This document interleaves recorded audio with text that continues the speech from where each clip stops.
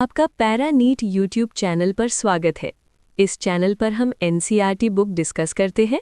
और कभी सोचा है कि एक हाथी हमेशा हाथी को ही जन्म क्यों देता है, या आम के बीज से हमेशा आम का ही पौधा क्यों उगता है? और शायद सबसे दिलचस्प सवाल तो ये है कि भाई बहन एक ही माता पिता के होते हुए भी इतने मिलते जुलते और फिर भी इतने अलग क्यों होते हैं। बिल्कुल, ये सवाल सुनने में जितने आसान लगते हैं, इनके पीछे जिंदगी का मतलब लाइफ का सबसे बड़ा रहस्य छिपा है। एक ब्लूप्रिंट, एक कोड जो हर लिविंग थिंग को बताता है कि उसे क्या बनना है। तो आज हम इसी गुत्थी को सुलझाने की एक गहरी कोशिश करेंगे। और हमारी इस कहानी के हीरो हैं ग्रेगर मेंडल, एक ऐसे शख्स जिन्होंने मटर के साधारण दानों से जिंदगी के इस छुपे हुए कोड को क्रैक कर दिया था। हाँ बिल्कुल, आज हम जेनेटिक्स की दुनिया में उतरेंगे। हम समझेंगे कि कैसे माता पिता से गुण, जिन्हें हम ट्रेट्स कहते हैं, बच्चों तक पहुंचते हैं। इस प्रोसेस को कहते हैं इनहेरिटेंस। और ये भी कि बच्चे अपने माता पिता की एग्जैक्ट कॉपी क्यों नहीं होते, उनमें जो फर्क होता है जिसे हम वेरिएशन कहते हैं, वो कहाँ से आता है। चलिए तो क्या मेंडल के बगीचे से ही शुरू करते हैं। तो बात है 19वीं सेंचुरी की। ग्रेगर मेंडल, जो पेशे से एक पादरी थे, अपने मठ के बगीचे में मटर के पौधों यानी पीसम सेटिवम के साथ कुछ एक्सपेरिमेंट्स कर रहे थे। अब पौधे तो सदियों से उगाए जा रहे थे, पर मेंडल के काम में ऐसा क्या खास था जिसने मॉडर्न जेनेटिक्स की नींव रख दी? देखिए, मेंडल का जो अप्रोच था, उनकी सोच, वो उस जमाने के लिए बिल्कुल रेवोल्यूशनरी थी। रेवोल्यूशनरी कैसे? ये शायद पहली बार था जब कोई बायोलॉजी की प्रॉब्लम को सुलझाने के लिए मैथ्स और स्टैटिस्टिक्स का इस्तेमाल कर रहा था। उस वक्त तक बायोलॉजी एक डिस्क्रिप्टिव साइंस थी, मतलब लोग बस चीजों को ऑब्जर्व करते और लिख लेते थे। अच्छा। लेकिन मेंडल ने एक कदम आगे बढ़ाया। उन्होंने हजारों पौधों पर काम किया, एक बहुत बड़ा सैंपल साइज लिया ताकि उनके रिजल्ट्स महज कोई इत्तेफाक ना हो, मतलब एक मजबूत पैटर्न पर आधारित हो। एग्जैक्टली। ये तो वाकई एक बड़ा लीप था, बायोलॉजी में मैथ का तड़का लगाना। पर इतने सारे पौधों में से उन्होंने मटर के पौधे को ही क्यों चुना? कोई खास वजह थी? हाँ, और यही उनका सबसे ब्रिलियंट मूव था। मटर का पौधा चुनना एक बहुत सोचा समझा फैसला था।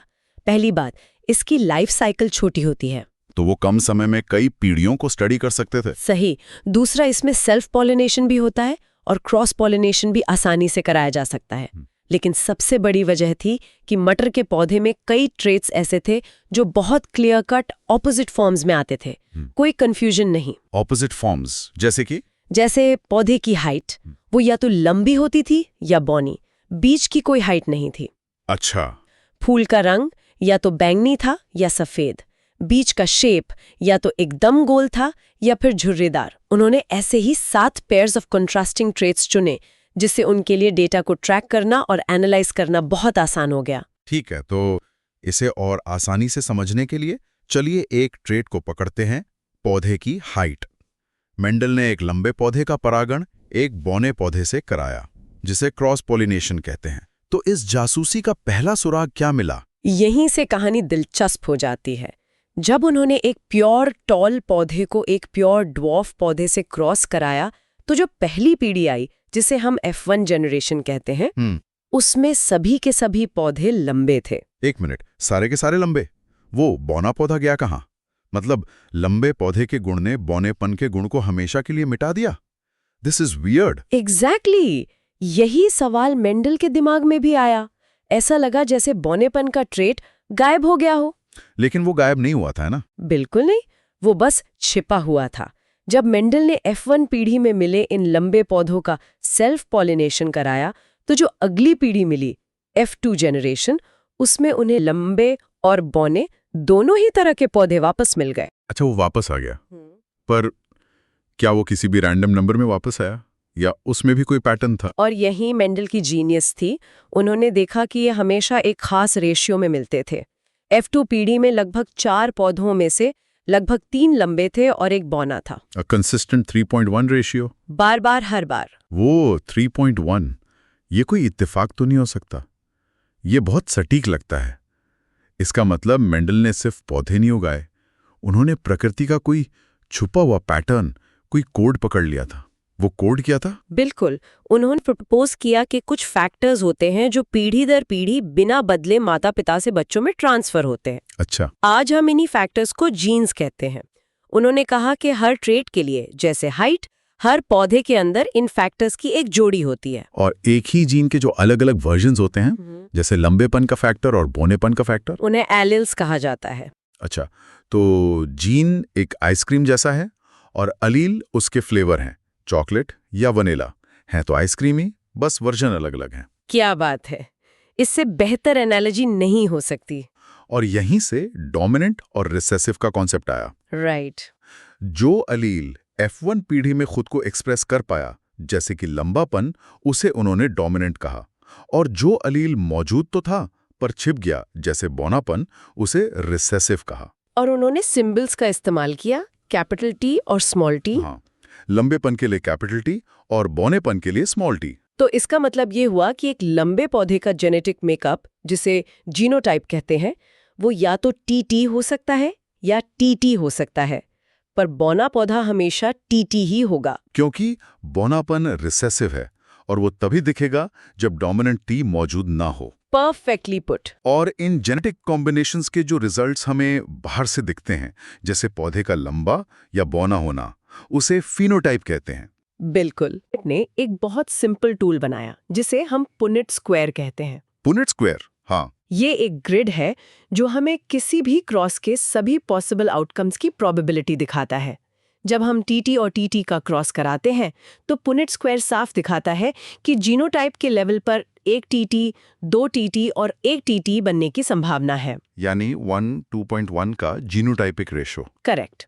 लेकिन क्योंकि टी डोमिनेंट है तो टीटी और टीटी दोनों ही लंबे दिखेंगे, इसलिए फिनोटाइप यानी जो हमें असल में दिखता है उसका रेशो 3 लंबे 1 बौना हो जाता है। ये पुनेट स्क्वायर तो स्कूल के दिनों की याद दिलाता है।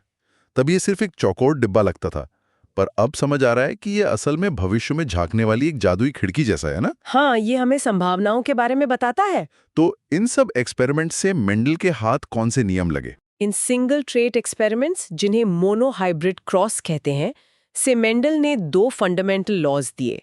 पहला लॉ ऑफ डोमिनेंस, जो कहता है कि जब 2 अलग अलग एलील साथ होते हैं तो एक यानी डोमिनेंट दूसरे पर हावी हो जाता है। बिल्कुल। और दूसरा लॉ ऑफ सेग्रीगेशन, जो कहता है कि जब गेमीट्स बनते हैं तो एलील की जोड़ी अलग हो जाती है ताकि हर गेमीट को जोड़ी में से सिर्फ एक ही एलील मिले। तो ये हैं वो 2 नियम जिन्होंने जेनेटिक्स की दुनिया बदल दी। लेकिन लाइफ और नेचर हमेशा इतने सीधे साधे नियमों पर तो नहीं चलते। क्या हमेशा एक गुण पूरी तरह से जीत जाता है और दूसरा हार जाता है? I am a bit sceptical. आपका शक बिल्कुल जायज है। प्रकृति हमारे बनाए नियमों से कहीं ज्यादा कॉम्प्लेक्स है। मेंडल के बाद जब वैज्ञानिकों ने दूसरे जीवों पर प्रयोग किए तो उन्हें कुछ ऐसे पैटर्न्स मिले जो मेंडल के नियमों से अलग थे। एक क्लासिक एग्जाम्पल है इनकम्प्लीट डोमिनेंस। इनकम्प्लीट डोमिनेंस, जैसा नाम से लग रहा है, मतलब डोमिनेंस अधूरा रह गया। तो इसका मतलब यह है कि कोई भी गुण पूरी तरह से बॉस नहीं है। दोनों ने मिलकर एक बीच का रास्ता निकाल लिया। एग्जैक्टली। स्नैपड्रैगन नाम के एक पौधे में जब एक लाल फूल RR वाले पौधे का क्रॉस एक सफेद फूल RR वाले पौधे से कराया जाता है, तो मेंडल के हिसाब से F1 में या तो लाल या सफेद फूल होने चाहिए थे। सही। लेकिन F1 में सारे फूल गुलाबी RR होते हैं। वाह, तो उन्होंने कॉम्प्रोमाइज कर लिया। लाल और सफेद ने मिलकर गुलाबी बना लिया, एक खूबसूरत मिडिल पाथ। तो F2 पीढ़ी में क्या होता है? जब इन गुलाबी फूलों का सेल्फ पॉलिनेशन कराया जाता है तो F2 पीढ़ी में हमें लाल, गुलाबी और सफेद तीनों रंग के फूल वापस मिलते हैं, और वो भी 1:1 के अनुपात में। मतलब यहाँ जीनोटिपिक और फिनोटिपिक दोनों रेशियो 1:1 होते हैं। बिल्कुल। ये तो कमाल है। और क्या ऐसा भी हो सकता है कि कोई बीच का असर न दिखे, बल्कि दोनों लक्षण एक साथ बराबरी से दिखाई दें, बिना एक दूसरे में मिक्स हुए? हाँ, ऐसा भी होता है। उसे हम कोडोमिनेंस कहते हैं। इसका सबसे बेहतरीन उदाहरण है हम इंसानों का ABO ब्लड ग्रुप सिस्टम। ओ, हमारे ब्लड ग्रुप्स। हाँ, हमारे ब्लड ग्रुप को जीन I कंट्रोल करता है, जिसके 3 एलील है, IA, IB और I। IA और IB दोनों I पर डोमिनेंट है, लेकिन जब किसी व्यक्ति के पास IA और IB दोनों एलील एक साथ होते हैं तो उसका ब्लड ग्रुप AB होता है। सही। तो इसका मतलब ये नहीं कि A और B मिलकर कोई नया C ब्लड ग्रुप बना लेते हैं।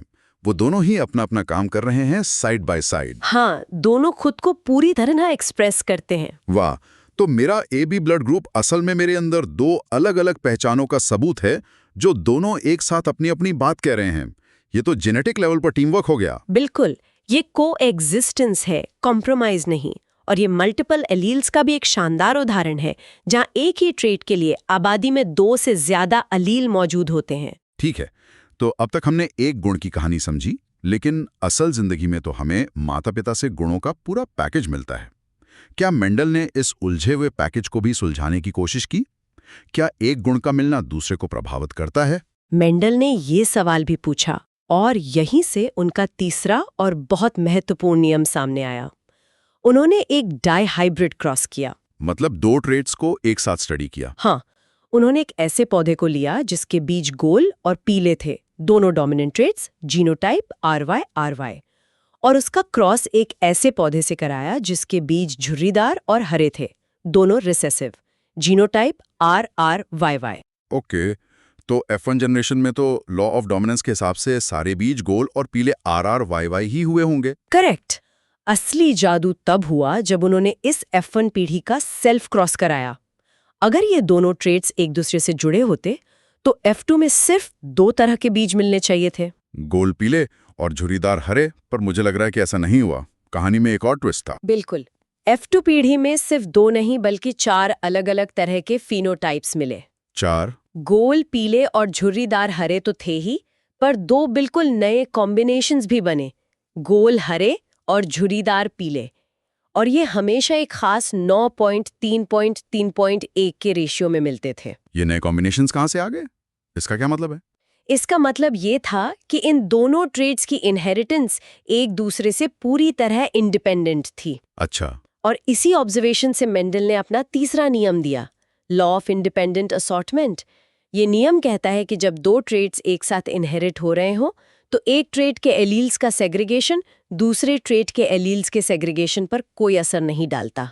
आसान शब्दों में, बीज का रंग पीला होगा या हरा, इस बात का बीज के शेप की इनहेरिटेंस पर कोई इफेक्ट नहीं पड़ता। वो अपनी अपनी राह चलते हैं। बिल्कुल सही।